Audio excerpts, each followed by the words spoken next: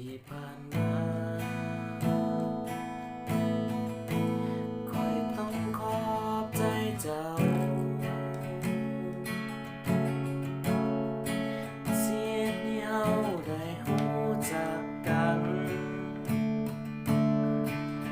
จนมาถึงวันนี้แล้วนี่ก็เป็นวัน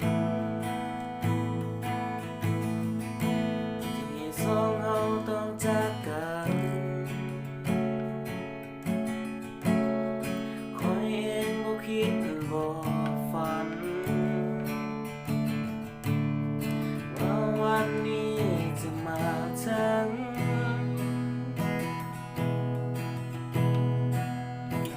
อยากผมก็เจ้าครั้งสุดท้ายก่อนที่มันจะส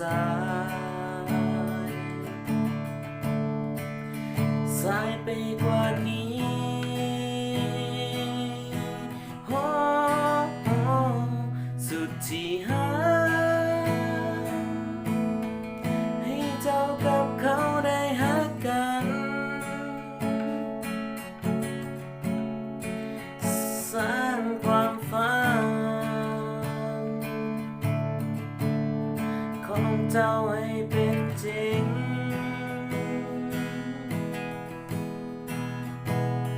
สุดที่หาให้เจ้ากับเขาได้หักกัน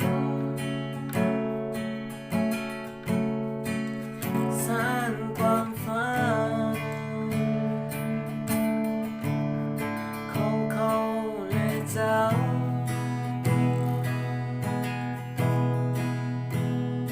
สุดที่หาให้เจ้ากับเขาไปด้วยดีส่วนใครคนนี้ต้องจากไป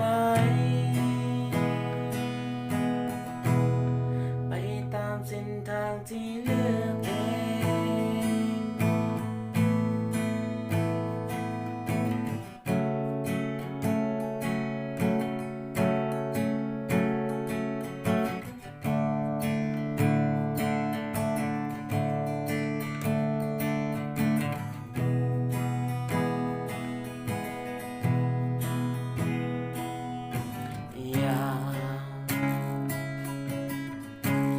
อยากผมก็เจ้าครั้งสุดท้า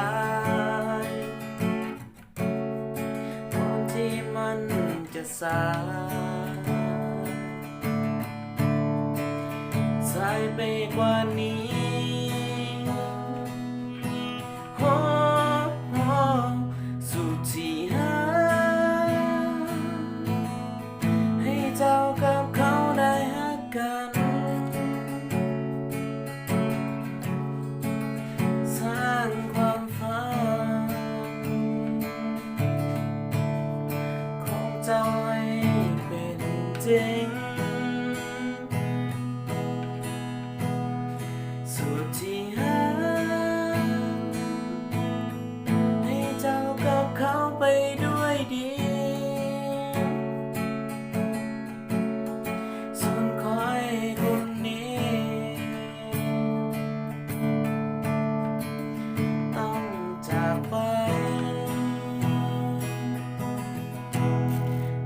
ตามเส้นทางที่เลือกเอง